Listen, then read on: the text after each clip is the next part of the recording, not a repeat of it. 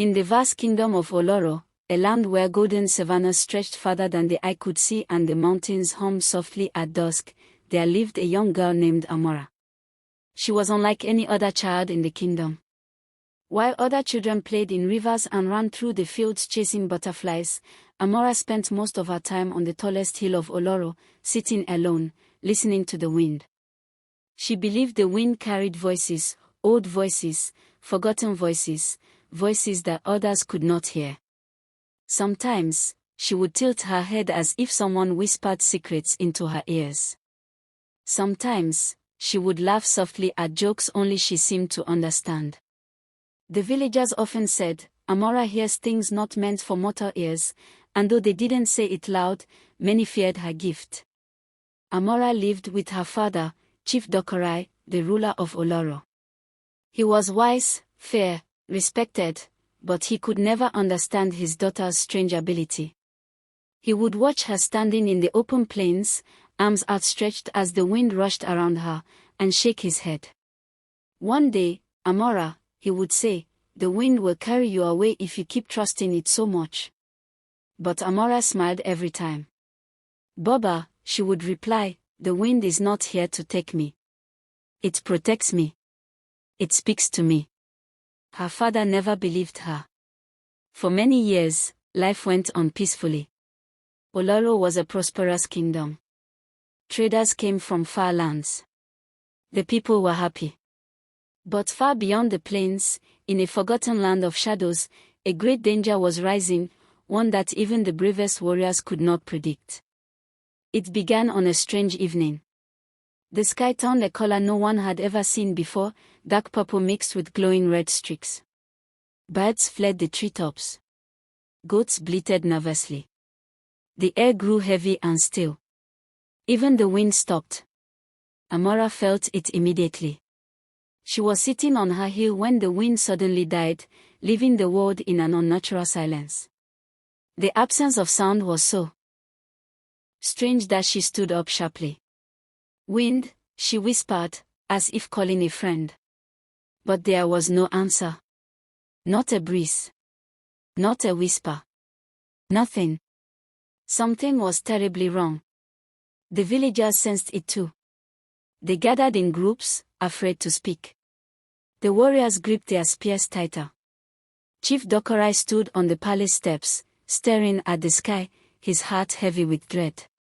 That night, the spirit of the mountains sent a dream to him, a dream of fire swallowing the kingdom. A dream of a creature made of dust and storm. A dream of destruction. When he woke, he knew what was coming. The Dust Eater, a monstrous spirit feared for generations, was returning. Long ago, the Dust Eater had roamed the land, devouring entire villages, swallowing fields, leaving bones and silence behind. It had been sealed away by ancient wind callers, men and women who could speak to the wind as Amora did. But the seal had weakened. And now, the creature was rising again. Chief Dokorai assembled his council. "Warriors, prepare," he said. "We must defend Oloro." But one elder shook his head. "Your spears cannot kill the Dust Eater. Only one who speaks to the wind can stop it." Dokorai froze. His mind went immediately to his daughter. That night, Amora couldn't sleep. She heard something, not the wind, but the absence of it. The world felt wrong. The air was tight, as if it were being held hostage. She stepped outside and looked at the sky. Far in the distance, she saw a swirling pillar of dust rising, growing, moving. The Dust Eater was coming. Her heart pounded. She ran to her father's room and burst in. "Baba," she cried. "It's awake." Dokorai turned to her slowly, his face heavy with worry. "Amora, the elders say only you can stop it." "I can't speak to the wind right now," she said. "It has gone silent." Her father knelt and held her hands. "Then you must make it speak again." Before dawn, Amora climbed her hill, the sacred hill, the hill where she first heard the wind's voice as a little girl. She stood there barefoot, facing the rising sun, and closed her eyes. She whispered, "Wind, please, speak to me." Nothing. The gust that once swirled around her lovingly now avoided her. The silence was painful. She tried again. "Please. I need you." Still nothing. Meanwhile, the Dust Eater drew closer. Its massive form twisted through the plains, a towering storm of sand and hunger, destroying everything it touched. Warriors attempted to stop it, but arrows disappeared into its swirling body. Spears snapped. The creature roared, and a cloud of sound burst forward, knocking men off their feet. Villagers screamed and ran. The sky turned black. Yet on her heel, Amora stood still, tears streaming down her face. "Wind, why won't you answer me? You always answered me." And then, faintly, she heard it. A whisper. Weak. Fading. "Amora." Her breath caught. "Wind. Wind, is that you?" "I am dying," the voice said. "The Dust Eater consumes all air. It grows stronger as I grow weaker." Amora trembled. "Tell me what to do. Please. You must enter its heart, free me." "But how?" she asked. "I am just a girl. You are a wind listener, and more. You are a wind caller, like those who came before you." Amora wiped her tears. She stood tall. She understood what she had to do. She had to confront the Dust Eater, alone. She raced across the savanna. The closer she came to the creature, the harder it became to breathe. Sand whipped her skin. The roaring storm drowned out all sound. But she pushed forward. The Dust Eater towered above her, an enormous swirling tornado filled with faces of those it had devoured, crying out, begging for release. The air around it was suffocating. Amora fell to her knees, gasping. The wind's voice whispered weakly, "Amora, step into the storm." She took a deep breath, what little air she could find, and stepped forward. The storm swallowed her whole. Inside, everything was darkness and swirling sand.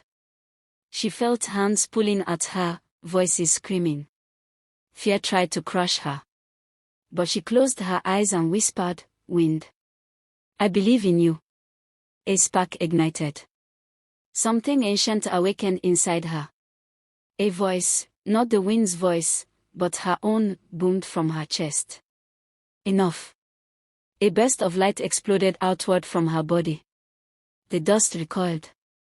Faces faded. The storm trembled. Amora raised her hands. Her hair lifted as if held by invisible strings. Her feet left the ground. She was floating, held by a force older than the kingdom itself. She spoke again, her voice both hers and more than hers. "I am Amora, daughter of Dokurai. Child of Oloro. Wind caller by birth. And I command you. Release the wind." The creature shrieked. The storm cracked open like breaking glass. Through the tear, she saw a glowing sphere, the wind's heart, trapped and dying. She reached for it. The Dust Eater lunged at her. She screamed, but the wind surged around her, swirling with her strength. It pushed the shadows back. It protected her. She grabbed the glowing sphere with both hands. It burned, but she held on. She whispered, "Breathe again." The sphere exploded. And the wind was free. A massive blast shot outward, tearing the Dust Eater apart, scattering sand across the plains. The storm collapsed. Sunlight pierced the darkness. The kingdom trembled as the thread dissolved completely. When the dust settled, Amora lay on the ground, unconscious. The wind circled her gently, like a mother comforting her child. "Amora, wake," it whispered. She opened her eyes slowly. She was alive. Her father ran to her, falling to his knees, tears in his eyes. "My daughter, my brave girl." The entire village gathered around her. People who once feared her now looked at her with awe. Respect. Gratitude. From that day on, Amora was no longer the strange girl who listened to the wind. She became Amora the wind caller, protector of Oloro, hero of the plains. And the wind never again left her side. Whenever danger approached, or fear crept into the hearts of the people, a gentle breeze would blow through the kingdom, reminding everyone that their wind caller was watching. And Amora, she learned something the world often forgets. Fear disappears when you listen closely to the things others ignore.